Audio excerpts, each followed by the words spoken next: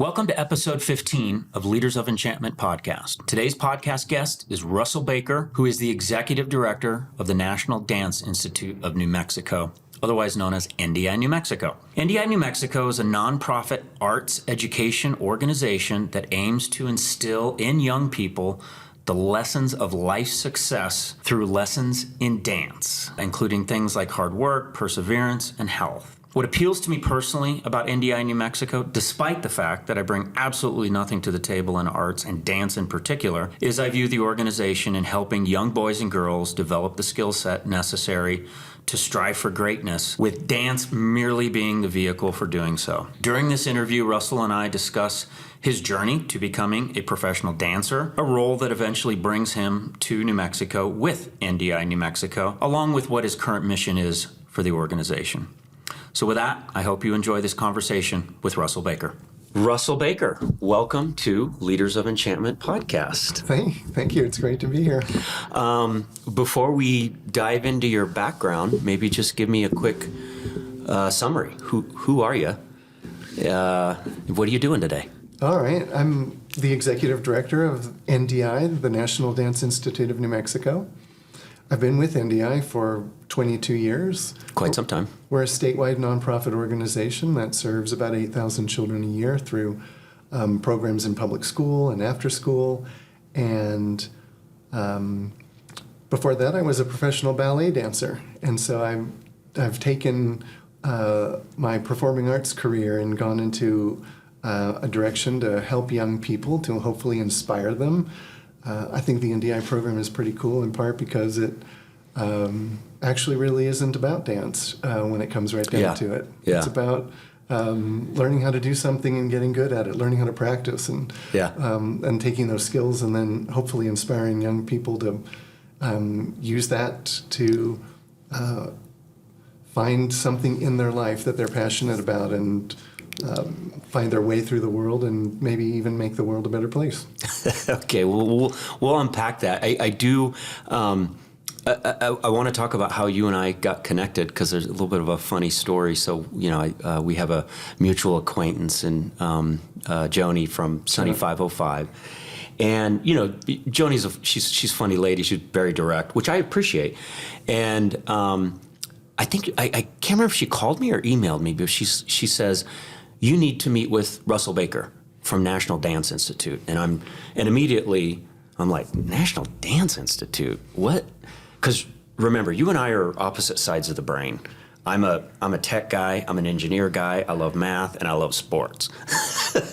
You are the complete opposite, where creativity, artistry, that sort of thing. And so we'll be a good combination. the yin to each other's yang. So I said, but again, when Joni tells me to meet with someone, I'm like, yes, ma'am, I will do it. Because she is always right. Good, I like that. So you and I, we meet for coffee, and I was still rather confused. Like, I think I looked at you and said, why are we meeting? Because I bring maybe nothing. A couple of times. I bring absolutely nothing to the table when it comes to dance. And we spent maybe like an hour over coffee, and you kind of explained the organization to me, and it was still a little fuzzy for me. And then I think you guys had an open house event maybe a month or two after that, and I accepted. So I came down to the Highland Theater, which we'll talk about, and I sat through this performance. I was just blown away. I was completely blown away. So yeah, you and I spent an hour over coffee. And I was still sort of like, so why am I getting involved? Mm. And then I just sat through the event. And I think I told you afterwards, Russell, where do I sign? Where do I sign? It just blew me away. It's not an uncommon experience for people. They hear the word dance or they hear the word National Dance Institute. Yeah. And it doesn't describe. It had nothing. While the dancing was phenomenal, and that blew me away, that's not what ultimately blew me away. It was the mission and the impact. Yeah. And so, anyway, we'll hopefully unpack that for the listener. Great. So, being true to form, this being a origin story style podcast, let's start with Russell, where the heck did you come from? Because you're not from New Mexico. That's right. I'm not from New Mexico. I was born in the Midwest. Okay. My father was getting his PhD at Iowa State in Ames. Okay. When I came along, and we moved to a suburb of Minneapolis, pretty much when I was one, or maybe even younger, right after he got his PhD, and went to elementary school in Burnsville, Minnesota. My dad got a job at Schlumberger and moved to Richfield, Connecticut, and lived in Connecticut for middle school years. So you were, let's say, 0 to 10 in the Minneapolis area? Yeah, maybe 8. Okay. 9. Okay. So elementary school, most of it, and then Connecticut. Middle school in Connecticut. Okay. Then my dad was transferred to Austin, Texas, still with Schlumberger. Okay. Where he was a research scientist, and so was picking up interesting projects and doing interesting running labs. And we lived in Austin during high school years. Okay. And this would have been in the 80s? Yeah. Okay. I graduated in 87. Okay, so Austin actually would have been a really, not that it's not cool now, it's gotten quite large and it's not really designed for that. But back then, it would have been this more quaint, sort of keep Austin weird. That's right. It was a really cool place, and we loved living there. And we lived a little bit north of the city in a town called Round Rock. So Yep, I know where that is.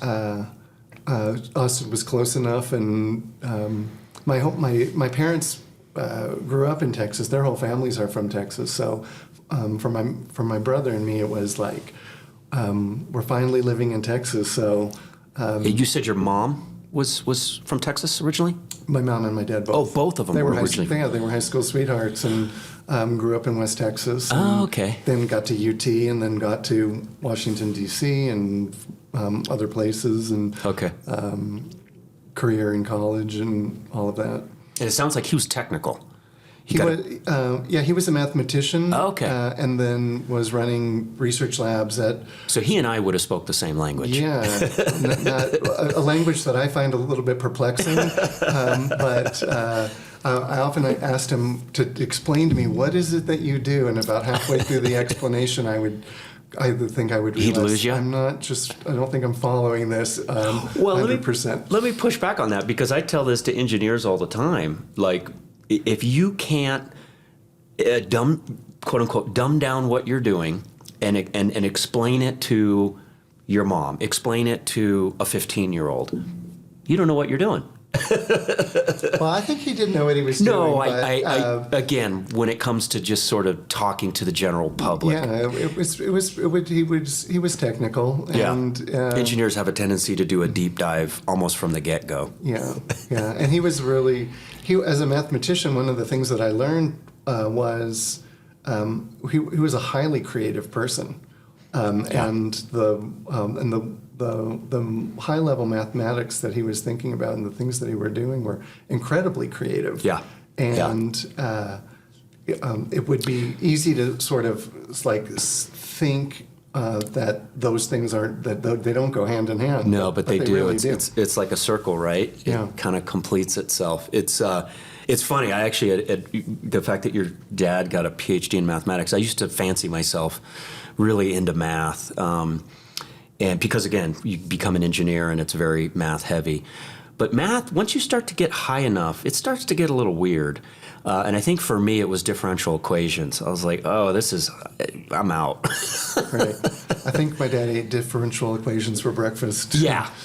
I'm sure he would do laps around me with differential equations.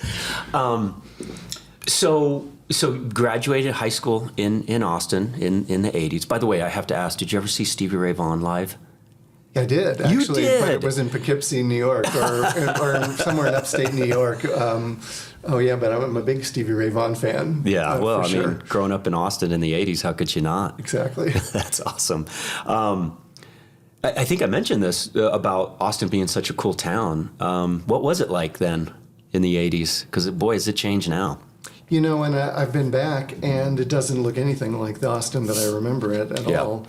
I remember when I was learning how to drive, we got, the company comes over, and it's a car, and there was 3 kids, and the guy's on the passenger side, but he's got a brake over there, and we just started driving towards downtown, which was a lot of just country road and cars in the yard and cows and. The first time I got behind the wheel of the car, the next thing I knew, I was driving past the Capitol, downtown Austin, and I was like, "Is this a good place for a person who doesn't know how to drive a car to be?" But it just, it was like the size of the town was something that you could do that. Yeah, we just we felt like we could walk anywhere, we could go anywhere. Like it was. We heard about and knew about 6th Street as high school students, but we didn't really spend any time there. Was it a party street back then? Yeah, it was. It is. Okay, but I don't think to the degree that it, but it is now. But it had this mystery and this mystique. Oh, funny.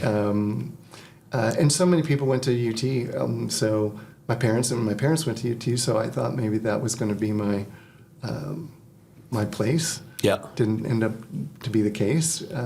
Right. But we were playing tennis on the weekends. We were swimming. We were.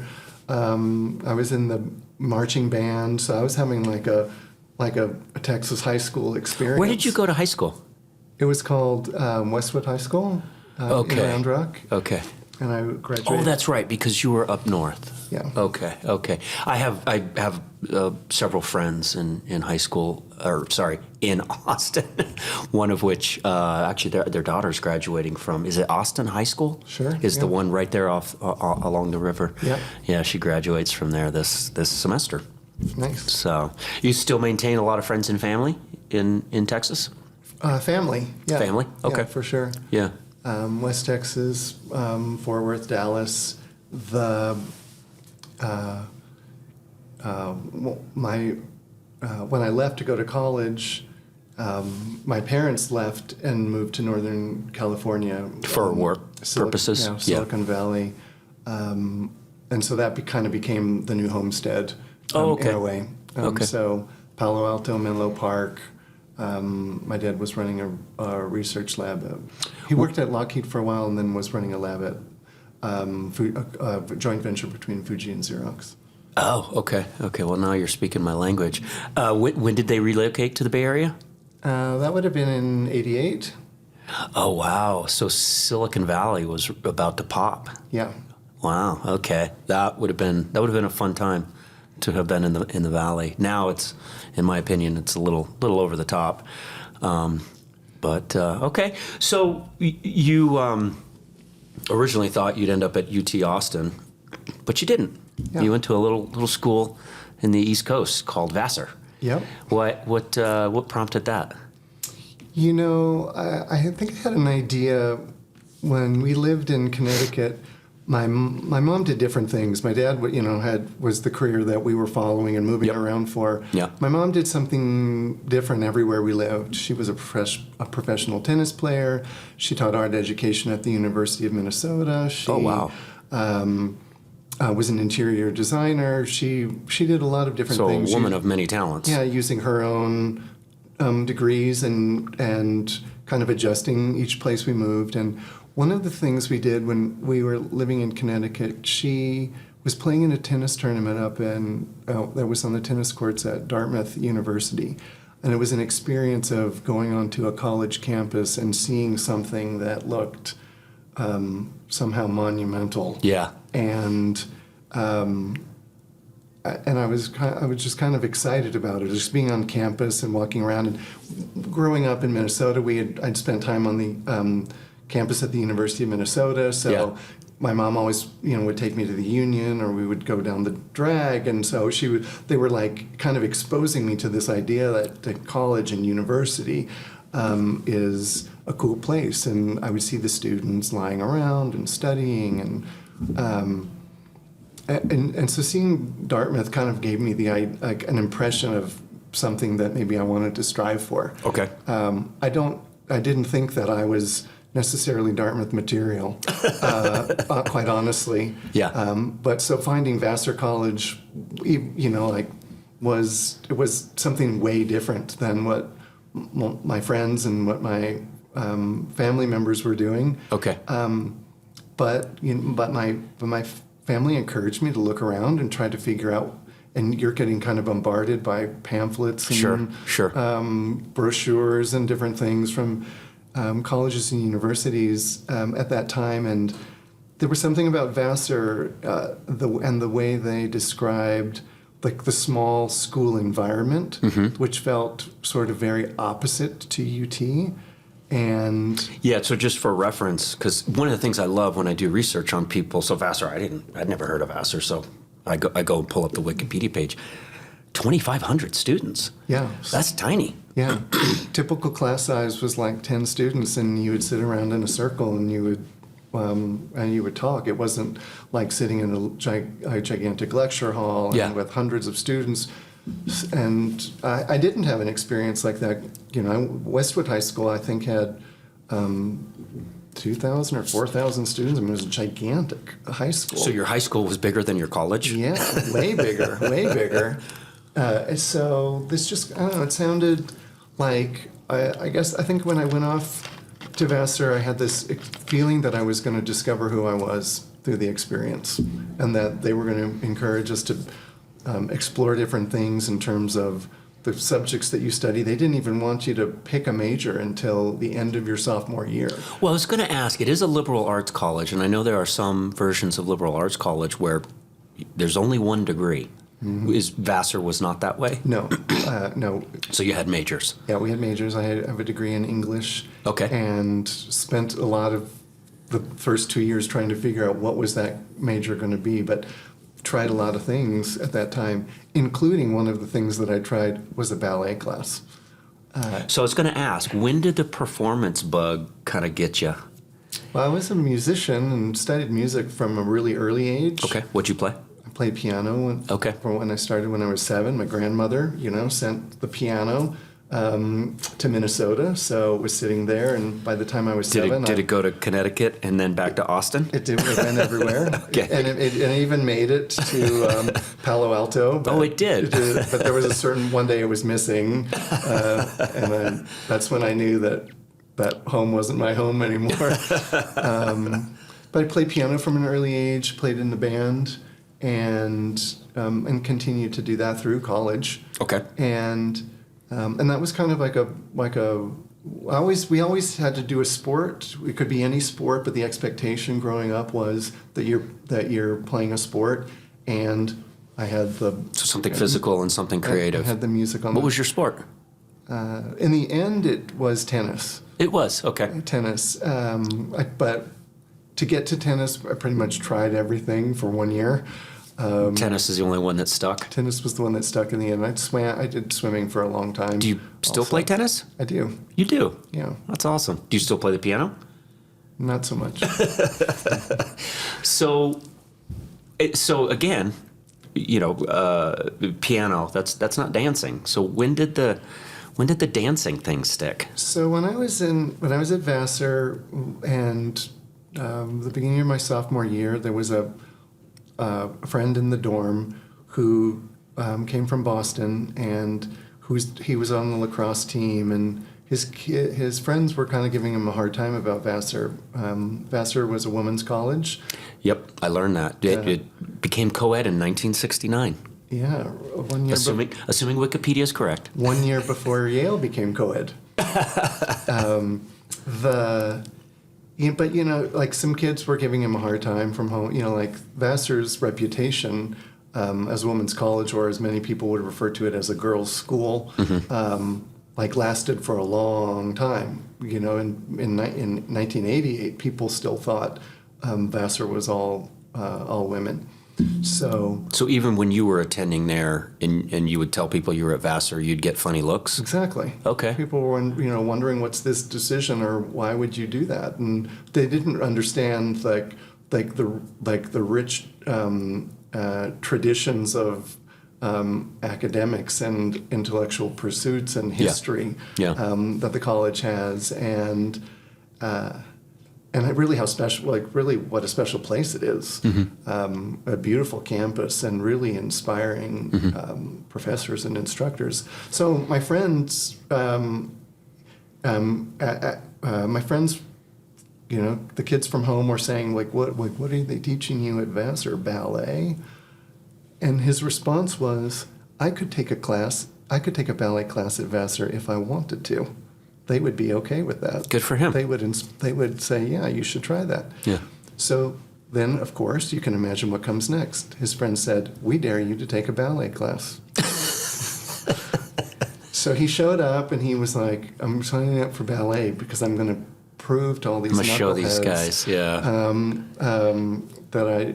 and I was trying to figure out our schedules. So I was like, I'll do that. That sounds fun. Okay. I just want to try it out. So you just tagged along? So I tagged along, and we went in our socks and T-shirts and shorts, and started this ballet class. And I would say about 6 weeks later, my friend was no longer in the class. So he got bounced? And he self-selected out, but I never left the studio. But it stuck with you. I was inspired. The fact that there was a piano in the corner and there was someone playing music and we were trying to physically like express and represent this, but there was like clear to me that there was a real not only a history of what we were learning and that it was like a tradition that was being passed down, but also there was technique that was involved, and that to be able to master this technique was not something that was simple or easy, and that actually people dedicated their entire lives to try to master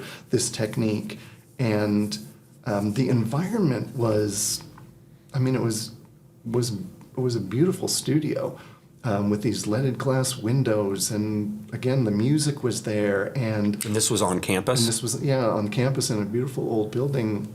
And I was just like inspired by this idea that, like, kind of like in a way that I was with music, but it was something new, to try to get good at something, and what would it mean to be that disciplined and that dedicated, and to choose to spend your time in the studio versus go to parties or go to do other things, or you organized your life around this pursuit. I'm sure it was an entire lifestyle. It was. Yeah, I mean, even a social circle, and Yeah, it was.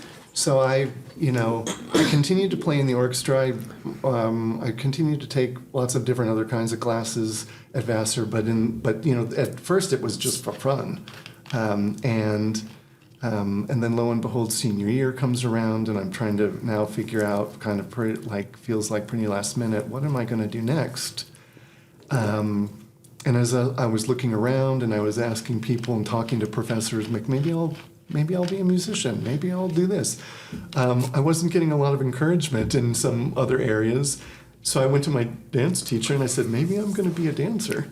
And she said, well, you're going to have to work really hard if that's what you decide to do, but you'll probably love it. And that was all I needed to hear. This was your senior year? This was your last year at Vassar? That's when you said, I think I want to do this. This is where I want to take my life and career. I think in my heart, that's where I was at the time, but I didn't know what that meant. I didn't know what it was. Well, you were a kid. Yeah. You were still learning. Yeah, trying to figure it out. It's sort of like, it's something I think that probably easily could have, that probably could have died quickly.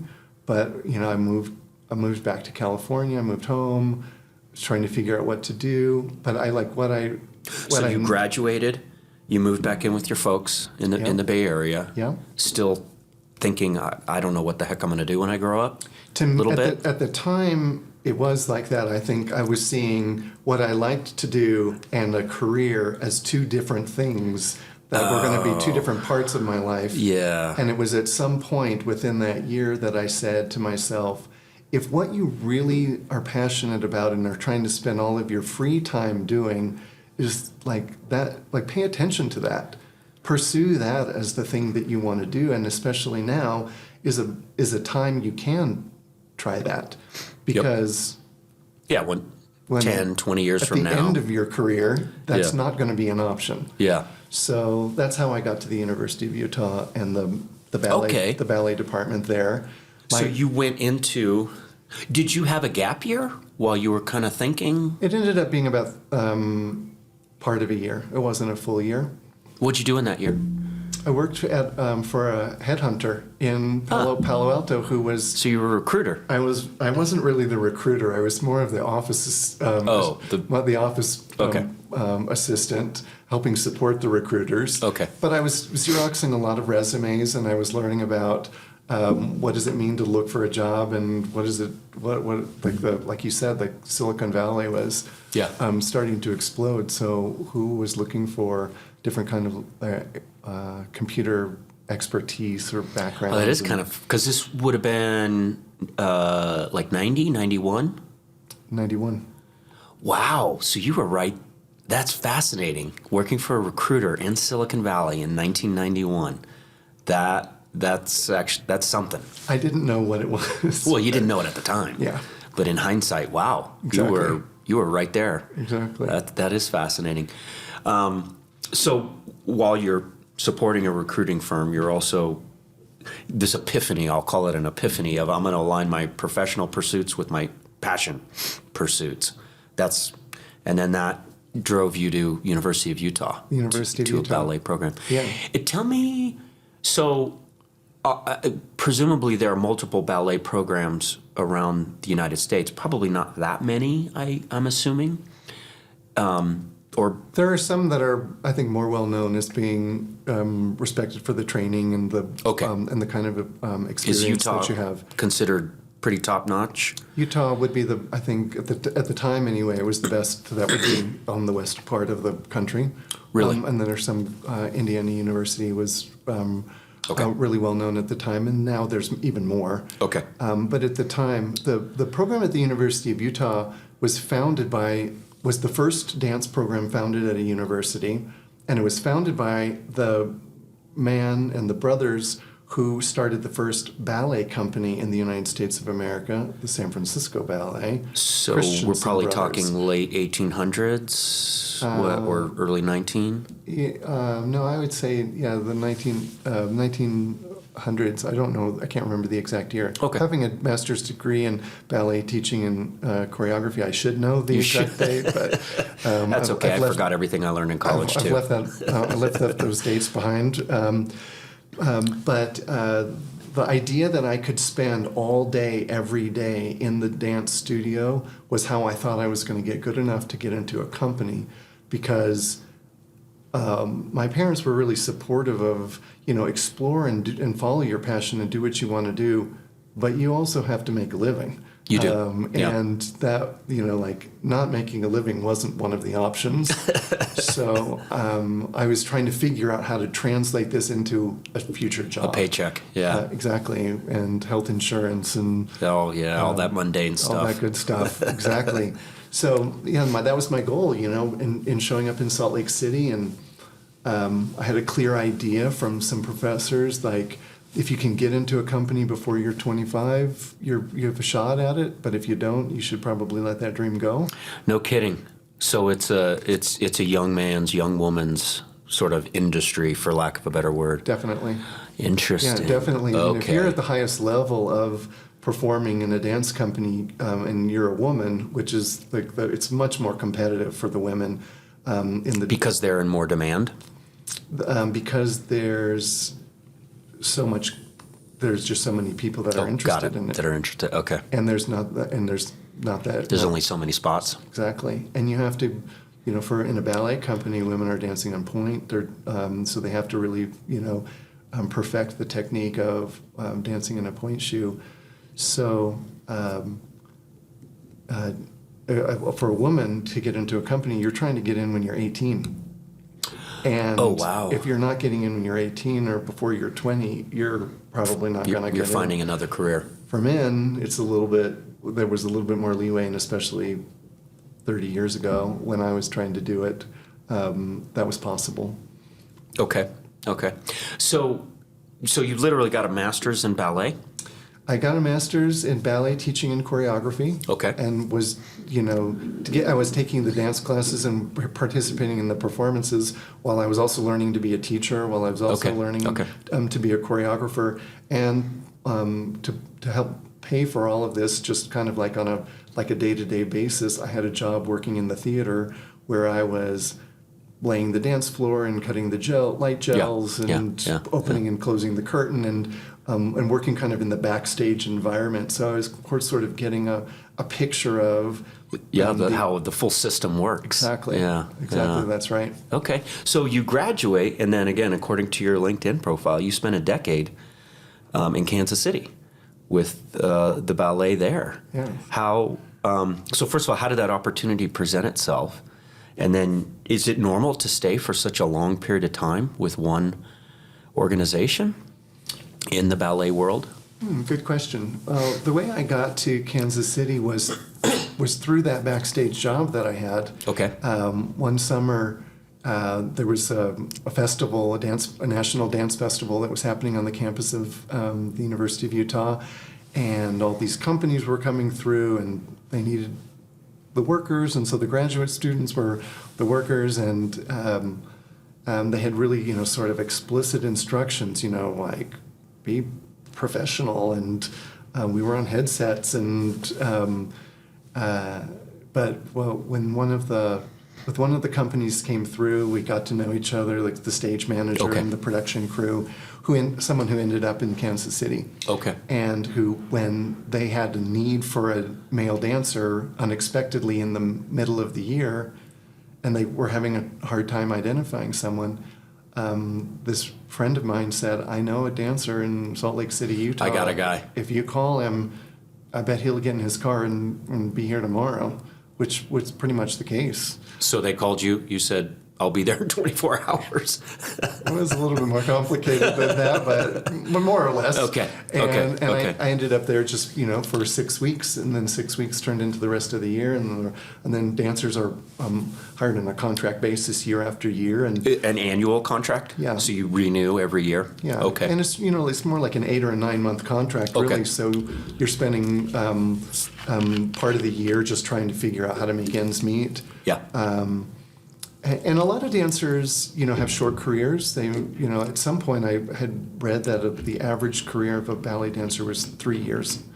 Oh, wow. So it's akin to playing for the NFL. 10 years felt good. Okay. There are some dancers who dance much longer than that, obviously, and if you're like in a special situation, you might. I loved dancing in Kansas City. Kansas City is a great town. They've got so much there. They've got the football team and the baseball team, but they also have an art museum and an opera company and a symphony and a ballet company, and the cultural experience of living in Kansas City, and then there's all the industry that's there. And I think it's one of the most philanthropic, if not the most philanthropic community in the country. No kidding. So there's it's really a special place, and a lot of people don't know that's the case. I've heard this. I don't have a lot of personal experience with Kansas City, but I've had friends that have lived there, and they have all spoken very highly of it, which first time I heard that was very surprising, like Kansas City. Yeah, people think it's a cow town. Yeah. Because that's I just guess it's... When you think of Kansas, you think of flat cornfields. Yeah. But I really love dancing in the Kansas City Ballet, in part because what we represented for the art form of dance in the community was everything. Yeah. It wasn't like being in New York City where there's ballet companies on every other block. You guys were it. We were representing classical and contemporary and modern and Broadway, and so what we got to work on and perform in a given year was really varied. And for someone who started late and who wasn't, honestly, I wasn't the best ballet dancer in the company. I could find I had a niche. Okay. Of what I could do and what I was good at, and discovered that, and so it was an important role in the company. In the beginning, I just really loved getting to be involved at all. Yeah. You made the comparison to a football team. It's a team. All of the roles are important. Yeah, and not just the dancers. It doesn't work. The support staff with only the stars. Right. Right. It's A lot it's of group unsung experience. heroes. That's exactly right. Yeah. And I continued to the life of a dancer is that you're always trying to improve and get better. I think like the life of an athlete, you're always Yeah. trying to excel and do more than you did the last And by the time. way, I would argue ballet is athletic. I sure. mean, when I saw your kids, that was impressive. Could I do that? No. You would be surprised to find out that you could do a lot of it. I'm sure. But I mean, just the physical, watching what they were doing physically was impressive. Not just the artistry, but actually, I mean, those are athletes. Yeah, for sure. That's for me that it was that combination of like tennis and music from growing up that like came into one. I mean, you're going to be fit. If you're a ballet dancer, you're fit. You're fit. You're probably also injured from Really? from the extreme work that you're putting your body through. I hadn't thought about that. Tell me what's, I guess, a lot of ankle and foot injuries. It depends, foot, definitely the feet Yep. and the ankles, and especially for women, but blisters, but torn ligaments, strained tendons. So you just pulled land, you muscles. land wrong. Yeah, for men who are picking up ballerinas and doing a lot of partnering, the back, the rotator cuff, it can be anything. The hips, the ballet is trying to push the physical, to push the body to a physical extreme to show an ideal that is the inner ideal of what we can achieve in terms of human perfection. Yeah. And so show having an outward way to embody that idea of the inner perfection is a pursuit that's hard, and you're trying to maintain a certain body weight, so you have a strength and a flexibility and an energy level. Sure. But you're also trying to be incredibly thin. You're pushing the body in a direction that's not necessarily that healthy. Couple thoughts there. Number one, I hadn't thought about the physical toll it takes on your body, and it's partly because you guys are so good at what you do. You make it look so graceful and elegant. I would never think of those dancers that I saw hurting themselves because they look perfect. Well, the idea is that you can't tell how hard it is, that dancers don't give that away. Yeah. And so you can go see a performance of someone, a really high caliber ballet dancer, and you might think that they're just, this is sort of eating breakfast and this is just what they do. But that if you actually try to put yourself in that same situation or in those same positions, you find out just how extremely How physically difficult demanding it is. Now, the technique that you're studying should help you be able to prevent injury. Right. And the way that the work that we do at the National Dance Institute of New Mexico and the way that we teach young people is to learn how to take care of yourself and not get into those extreme situations. Yeah. But it's like any sport. Yeah. Kids playing football get injured. Kids playing basketball get injured. You fall down. Yeah. So it's part of what happens. Yep. Okay. So let's fast forward to New Mexico. So you have this 10-year career as a professional dancer. Other than being the state next to the state where you went to high school, was New Mexico really on your radar growing up? Not at all. Not at all. Okay. Not at So all. how the heck did you land in New Mexico? So the Kansas City Ballet had the desire to start an outreach program.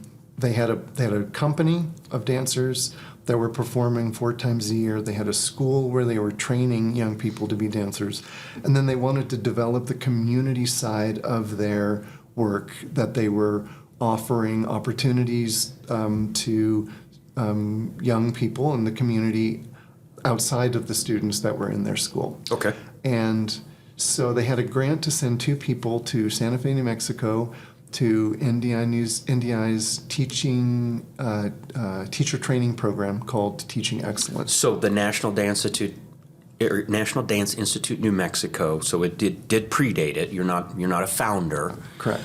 And so you were selected to go to Santa Fe to learn this teaching technique that was really successful and was well known, not only because of the work that NDI was doing in New Mexico, but by the work that the founder in New York, who started the original NDI, did. And I came out in 2001, the first 2 weeks in September, spent 2 weeks living in a casita, going to the Pink Church where they were getting us ready, and then we would go right into Gonzales Elementary School, and we were teaching. And I really did not have the idea that I was ready to stop dancing. In fact, when I was given the opportunity to come to New Mexico, I took it pretty hard because I said, "Are you telling me that I need to stop performing? I'm washed up after 10 years." I was like, "They must be too old. I must. Yeah. I'm wearing. They're getting me ready for another career." Which I would say that companies should do. All companies should be preparing their their employees for post-dancing career, future development and future growth. But at the moment, I said they're trying to tell me that I'm a has-been, and I didn't really like that so much. That hurt after all the time and effort and injuries and different things. But what I found in New Mexico was I fell in love with this program basically instantly. Going into the elementary school, a group of kids walked in. Our teacher, Catherine, was in the lead, and the piano player, Bert, was providing music. And it was fast-paced, and it was fun, and it was challenging, and kids are cool. I agree with you. Kids are cool. Kids are cool, and I hadn't spent a lot of time with kids. You had not? I had not. Okay. So that was kind of like a new experience for me to find out that that this thing that I really loved, dance, could be like a way to inspire and engage young people. And it was through dance, and that was how I came to it, and it was fun. But then there was this other idea that was underneath it that just felt really important for the young people that were getting to experience it. The idea of practicing and getting good at something, and then the freedom to say, we're not trying to make you a professional dancer. What we're trying to do is inspire you to figure out what you want to do and then go and pursue that. And have this idea, this path that you could follow. Ballet's just a vehicle. That's right. It's just a vehicle. And so I felt like that's really cool. And the people that were doing it were so inspiring. I felt like if you do this, you're going to have to show up and be your best every day. And that's what they're doing. That's what we're asking the kids to do. So that's the expectation for you. And I found that to be just really motivating to I want to be my best. Yeah. I want to take all this that I have experienced and learned and put it to something that's powerfully important, and you're going to have to get better, and you're going to have to get better, and you don't even know what that looks like yet. Yeah. Yeah. So Russell, let me pause you there. For the benefit of the listener, National Dance Institute, New Mexico, how did it come into being? I remember over coffee you explaining how it was part of this broader, literally national, but then became its own thing. Just give us a quick little history lesson. Happy to do that. The original NDI, National Dance Institute, was founded by a ballet dancer named Jacques D'Amboise in New York City. And he had an illustrious career as a performer, but the way he got into dance was not maybe the normal way that someone would do that. He was not born with a silver spoon in his mouth, and the idea of getting into dance was to get him into something that was constructive and positive, to get him off the street and get him out of the trouble that he was in. So when he finished his, and he was a really remarkable performer, incredibly charismatic, incredibly strong and talented. He was And he worked for George Balanchine in the New York City Ballet. So George Balanchine was also turning his dancers into stars. He was really loved, like this sort of Hollywood idea that was going to be one of the ways to promote his company. And Jacques was one of the stars, for sure. Okay. When Jacques finished his career, he was thinking about what's next for me, and this idea of creating something that would inspire young people to move and to find out the joy and the rigor and the things that you learn from like a high level experience in the arts. He felt like that was like something that all kids should have. Yep. And so he started NDI.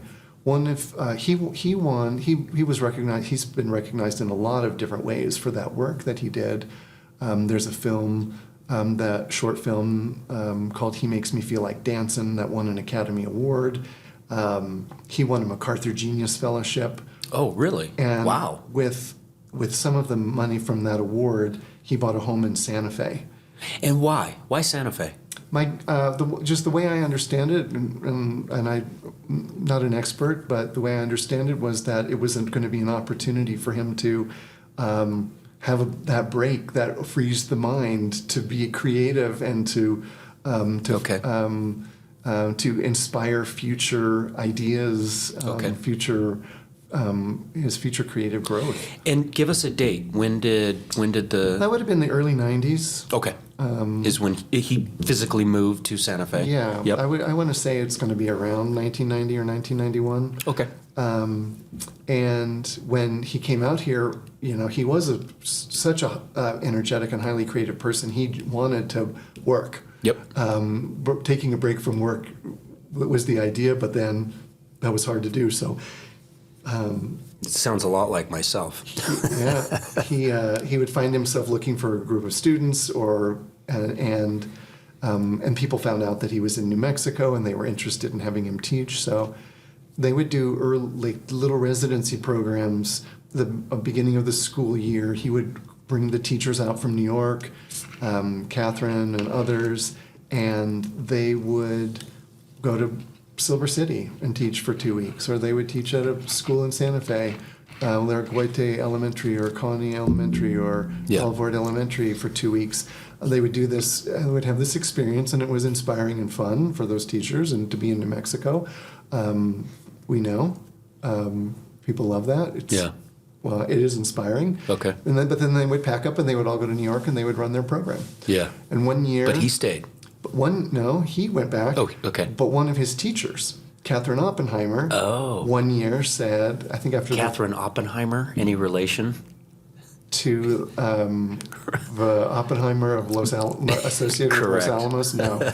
Okay. No. Sorry, had to ask. No, there's not. But she loved New Mexico. Okay. And she's, one year said, I'm going to stay here. And as Jacques left, he encouraged her to start an NDI program, which is what she did. And so that was the founding of NDI New Mexico. That's really the beginning of NDI New Mexico. Okay. Catherine was the founding artistic director. Okay. And working with Jacques and with the founding board chair, started to build a program. And she was at first in one school with 100 students, and then over time, she was bringing the program to other schools and other communities, and figured out pretty quickly that she needed to train teachers. So she started the teacher training program, which was, I think I came in the second year of the teacher training program. So, the idea, the work that NDI at that time really, what we were doing was the work in public elementary schools. Yeah. And when that's our core program to this day. The NDI sends in a team, a teacher, a dance teacher, and a piano player into public elementary school during the school day. We work with entire classes and with entire grades during that day. We have a couple of different formats of the way we do this program. There's the full year program where we go once a week for 30 weeks. We also have a half-year program so that we could reach some of the demand for this work. Currently there's about 100 schools in public schools in New Mexico that are on our wait list. So So you've got 100 on a wait list. How many are you actively? about 100. Wow. And so your capacity as of today is about 100?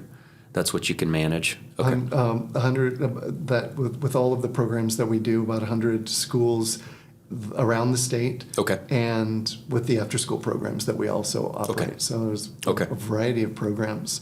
So we do that. We have the full-year program, the half-year program, and then we have a residency format where we take that in-school program to communities all over the state. And we're in about 25 different communities around New Mexico, from Raton to Gallup to Hobbs to Silver City and Socorro still. And when we're in those communities, we teach students every day while we're there for 1 or 2 or 3 weeks in a row.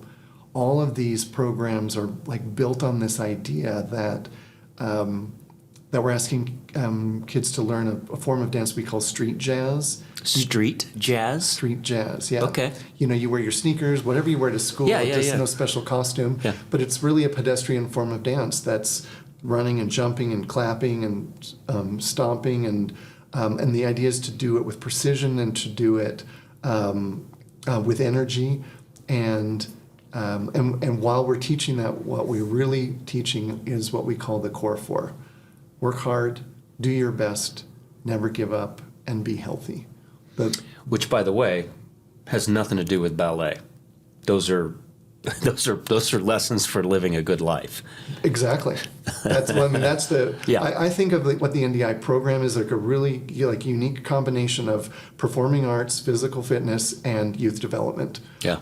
And really what kids are getting out of that is hopefully something that's encouraging them to stay in school, to progress through school, to know how to do something well, to be able to break complicated things down into their simple parts, to do each part well, and to get better. Yeah. And it works.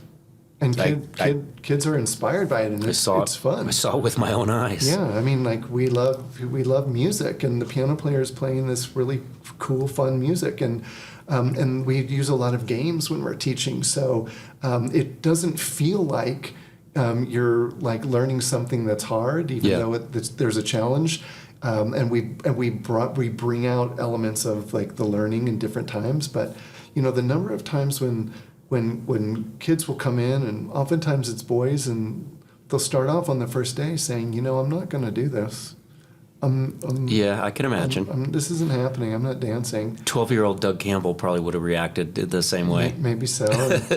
And so our approach is, you're here and you're part of this class, so let's get started and let's see what happens. And we start, talking about the idea of excellence. We start talking about the idea of energy, and then we're listening to the music, and we start moving. And the way we're moving does not feel different than the way the human body is just meant to move. Yeah. Like starts off with walking and running, and it's fun, and the games are fun. And so the next thing you know is that all those boys that said they weren't going to do it are standing in the front row, and they're dancing their hearts out. And there are sometimes situations where they're challenging to draw kids in, and depending on the community or the school that we're in, depending on the makeup of just the class that year, kids come into schools with all sorts of different situations in their lives. Of course. What they've grown up with, what they've experienced. There might be traumatic experiences. There might be challenges at home. There might be physical or emotional or mental challenges. That's all in the classroom. The public school classroom. And so the program, the tools that we use at NDI are designed to inspire. They're designed to connect and engage with kids, and we're committed to that experience and trying to make it really work for everyone. I can probably count on one hand the number of students it doesn't work for out of 8,000 in a year. Like there's very few students that don't get through the program. doesn't resonate with. There's very few. Yeah. Yeah. That have to like to the point where that they would have to not be in the class. Yeah. No, I understand. So like one of the things that Catherine did when she was building the program from just being in the elementary schools in the early days was she started a Saturday program that was similar to really the first class that Jacques did in New York when he was getting this idea. It was Saturday morning. When Jacques started it in New York, it was Saturday morning and it was all boys. When Catherine was doing it, it was drawn from the students she was working with in the public schools who wants to do an extra class on Saturday for 3 hours, and it's called the SWAT team, the Super Wonderful Advanced Team. And who doesn't want to be on the SWAT team when you're 9 years old? Right? Yeah, exactly. And you have this like inspiring, cool teacher. By the way, all these programs are free to the children who are participating. Okay. The idea that making the program accessible so that young people have the opportunity is really important. Yeah, put a pin in that because I actually have a question around that. But before we get to that, tell me about the organization today. Again, the other thing that really blew me away when I went to your open house was just how large you are. I was, blown away. Phenomenal growth in the last 30 years. Okay. We went from one school and 100 students to now over 8,000 students a year and over 100 teachers and about 100 schools. And are those full-time teachers? There's a combination, about half full-time and half part-time. Okay, so that just means like your organizational headcount is quite large. Yeah. It's a business. Yeah. And it's really grown through strategic planning and financial planning. Yep. A strong board of directors. Yep. And all of the things that all businesses need to be able to not only exist but grow and thrive. Okay. One of the things that we haven't gotten to as part of the development of the program side is that NDI built a building in Santa Fe called the Dance Barns, and that was in partnership with Santa Fe Public Schools. Okay. And then we renovated the Highland Theater in partnership with Bernalillo County. Yep, which I want to spend a little bit of time talking about that. Great. So that's so we could provide more after-school opportunities, weekend, summer opportunities, that young people aren't having a one-time experience in their public school and there's nothing else to do, that they can progress through different programs. Yeah. And now we have programs for kids between the ages of 3 and 18. Yep. You can come in as a beginner at any age, but you can also advance through programs so that you can develop and grow and get really good, and you can take it where you want to.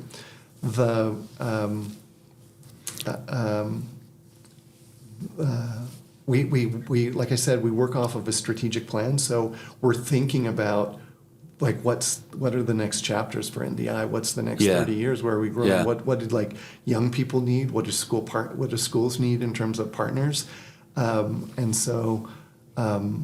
That's the work that I'm focusing on now. No, understood. Instead of being in the classroom myself, which I loved for a long time.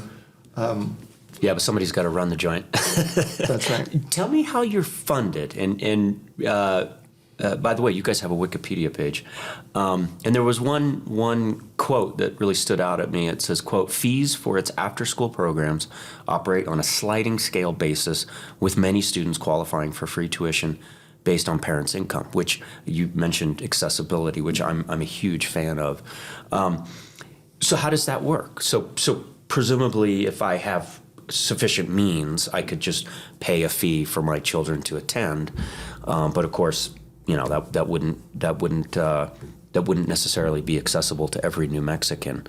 So if I'm a person that doesn't have means, I come in and, presumably that can be subsidized by NDI New Mexico. But then how is your organization funded from a top line basis? Sure. The sliding scale is built so that that we're not turning away kids because of an inability to pay. And the public schools that we're working in are the schools that have had traditionally the largest free breakfast, free lunch programs. So a lot of the students that NDI is serving are living in poverty. Yeah. The schools that we're targeting don't have a lot of after-school opportunities or or even maybe any opportunities for students to be able to participate beyond what they're doing during the school day. So giving... And nor do they have budget? Exactly. Okay. Exactly. So the idea of making the programs accessible is a part of the core of sort of like our business.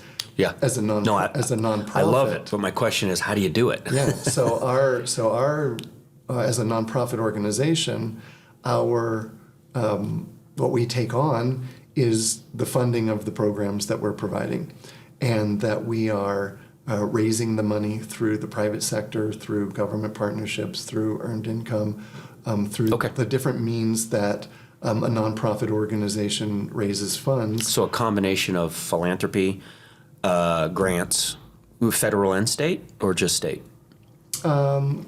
We have had federal grants in the past, but that's not the largest the portion of our grants, state and local grants. Got it. And then private foundations. Some actual revenues through some of the programs. Okay. Yeah, some revenue either through tuition. We do ask schools to participate in helping pay for the program, but it's at a significantly reduced cost from what it actually costs us to provide the programs. Okay. There's some ticket sales and some other things like that that are part of earned revenue. But predominantly, it's fundraising through individuals, corporations, private foundations, government support, and that's where most of the funding is coming from. Okay. Talk to me about impact. I saw a reference that NDI New Mexico has served over 150,000 children, New Mexican children. That's a lot. And I want to, before I have you answer, I want to kind of tell a story. So I went to this performance, and at the end of the performance, one of the young, I'll call him young men, he was a phenomenal dancer, and then he came and he had his mom come up and talk about kind of the impact to just them, their family. And of course, she wasn't an English speaker. She was a Spanish speaker. So she spoke in Spanish, and then her son interpreted it. And I mean, that was very moving. I can imagine there were a few wet eyes in the audience, but that one just kind of blew me away with that particular individual. And then of course, multiply that by 150,000. How does that make you feel? Well, it's quite inspiring, quite frankly. To have that many students having experienced the art form of dance, the values that NDI brings, and to think about like the experiences when those were happening were really they were relationships between the teacher and the student. That some of them might have been short, but they were still intense and important. Yeah. And some of them lasted years, and the relationship with the organization to the student, or the relationship to the organization and the family, became important components of their formative years growing up, and all of the things that happen when a young person is growing up, what they're experiencing and how they're developing in the brain and in the body and in the spirit. I'm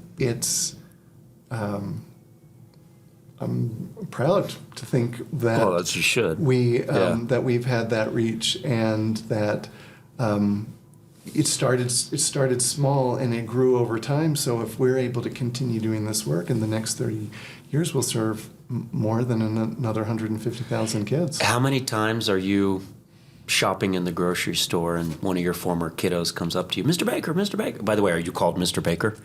I actually just ask everyone to call me Russell. Okay, Russell, it's me. Especially in Santa Fe, which is a little smaller community. Yeah. I don't go anywhere without running into somebody who's somehow connected to NDI. In Albuquerque. That's got to make you feel pretty good. Yeah, that happens in Albuquerque too, and maybe not quite as much. Well, this is a big city. It's quite a bit bigger. Yeah, it's bigger. Yeah. The NDI is serving 32 elementary schools in Albuquerque, which is a lot. But I think that there's 85 elementary schools in APS. So that's still just a percentage of... There's still more work to do. Yeah, exactly. Talk to me about, you brought up Highland Theater. Talk to me about your relationship with Highland Theater, because I grew up in Albuquerque. Highland Theater's always been near and dear to my heart, and let's be open and honest. That part of Central has kind of gotten a little rough. But again, when I went and viewed the performance, I got to go into the Highland Theater, and I was blown away at how nice it looked. And to me, I look at it like, wow, what a phenomenal anchor for that part of Albuquerque. How did you end up living, essentially NDI New Mexico, now living inside a Highland Theater? We were looking for a facility that we could have as a home base for our Albuquerque programs. Yeah. And this would have been back in 2007, 2008. What was the status of Highland Theater at that time? It was owned by Bernalillo County. Okay. It, for many years, had another nonprofit was in there. Okay. Called Music Theater of the Southwest. Okay. But then Music Theater of the Southwest, I think, sold the building to Bernalillo County. Bernalillo County owned it, okay. but they were not operating any programs or anything in the space, so it was sitting... So it was shuttered. It was, exactly. Okay. It was sitting there empty. It was basically a safety hazard in the neighborhood, such a large building, and which is such a shame, because it's a jewel. It's a jewel, and it has this place in people's memories and in their hearts. I remember going to Highland Theater. Yeah. There's a lot of first dates that happened in the Highland Theater movie balcony. There's a lot of experiences people had with their families and with their friends and at the movies. We love the movies. It's America. Yeah. Bernalillo County was looking, at the same time NDI was going around town and looking for a home that for a where physical we could space, build a program that we could model off of the work that we were doing at the dance barns in Santa Fe, where we had gone from the in-school program to building really robust after-school programs, that we could do that with a dedicated space. It's hard to move in and out. And we wanted the community to see that our commitment to building a program here was long-term, and that was going to last. Yep. And so the idea of a facility was a part of our strategy, and we came across Bernalillo County was looking to find a way to renovate and to put a program into the Highland. Mm-hmm. So we responded to an RFP. Oh, really? So the Bernalillo County put out an RFP to do just that? Yeah. Okay. And NDI was successful in that bid. So part of our side of the partnership is that we raised the money to renovate the building, which is about a $9.5 million campaign. Was that all private, or a combination of public and private? A combination. It was predominantly private. Okay. But roughly $10 million went into renovating that facility. We did about a $10 million renovation, and then we raised another $3 million to support endowment, and we created a bridge fund, because we were doing all this in 2009. You can imagine it was the worst time. That was a terrible time to raise money. Start a capital campaign, and everyone was like, "You're going to do what?" But we had been working so hard up to that moment, and we believed so strongly in the project that what we wanted to do was to continue, even if it was going to take a long time, and even if it was going to start small. We weren't going to give up. The NDI provides programs that have a component of fitness and nutrition. So like the what we call Hip to Be Fit as a part of our programming. Hip to Be Fit, I like that. Yeah, I might borrow that if that's okay. Sure. It's the case method: copy and steal everything. the idea that like those natural connections that we were talking about before to dance and Yeah. and sports and fitness. Yeah. Bernalillo County helps take care of the shell of the building, and we have a great relationship and have worked with the county to not only to complete the renovation, but to provide some of the programs that are happening in the building itself. Yeah. And our dream really is that there would be even more happening at the Highland. We've been growing in a different way than we grew at the dance barns, and so like as we're incrementally trying to fill the space with after school and weekend and summer programs, then suddenly the pandemic hit. Yeah. And all of that came to an end. Yeah. And the building sat empty for a couple of years.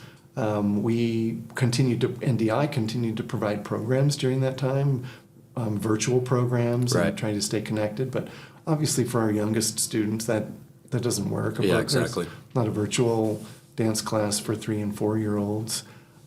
So when we started to come back after the pandemic, our dream was not to just build back to where we were before the pandemic, but to really fill the space and engage the community, and to bring the Highland Theater back to this jewel in the community that it can be and that Well, it should be. I'm so pleased that you guys did that. I mean, it's again, it would be a shame for that building to sit unoccupied, and I could think of no other better organization to go in there and occupy and renovate it and live in it.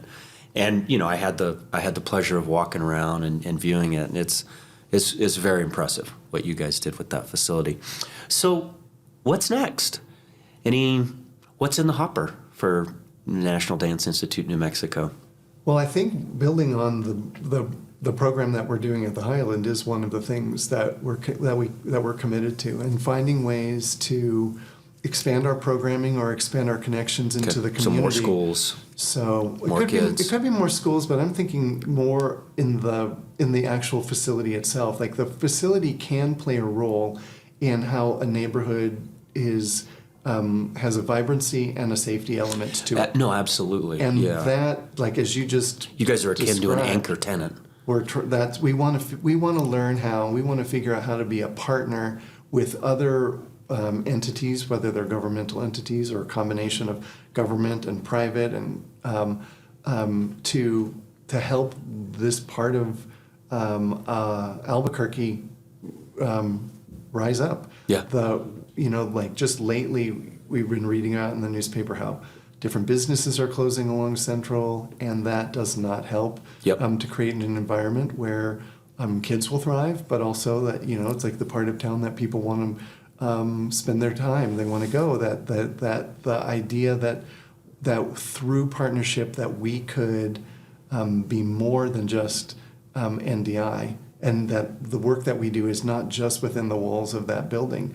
That for a while we called it internally we called it inside out. Yeah. Like taking what's like the energy and the great things that are happening with students. How do we get that out into the neighborhood more? So you really do see National Dance Institute New Mexico and in partnership with the Highland Theater as revitalizing that part of the city. Exactly.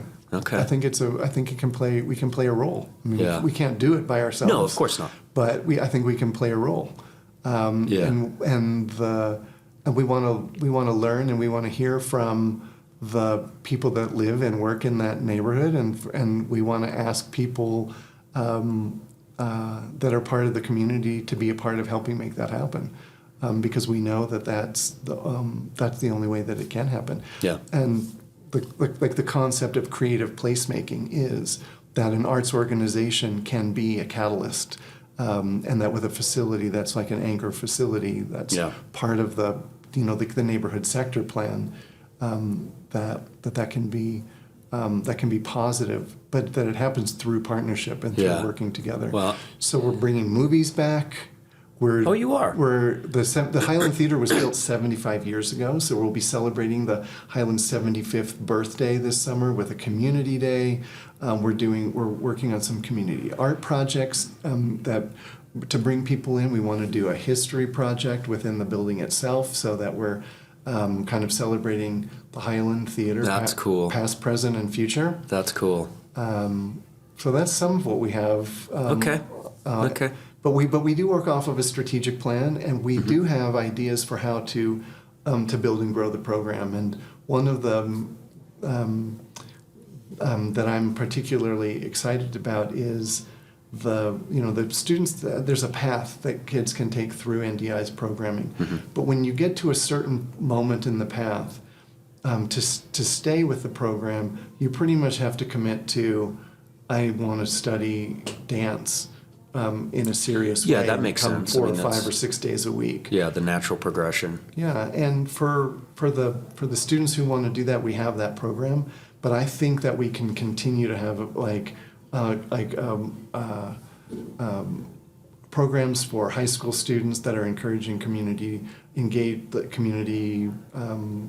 volunteerism and participation that can help them with their resumes and with getting their first job and the things that high school students need. But where they could get it as a part of a community that they already belong to. Well, Russell, that's finally you've touched on something where I'm actually value added, and which is why as you know, I'm in discussions with you about how I can be of more assistance to National Dance Institute, and I love it. Well, if I'm a listener and I want to learn more about the National Dance Institute in New Mexico, how do I do that? Where do I go? Well, you can definitely go to the NDI's website as Okay. one of the main places. Okay. And it's real simple, ndi-nm.org.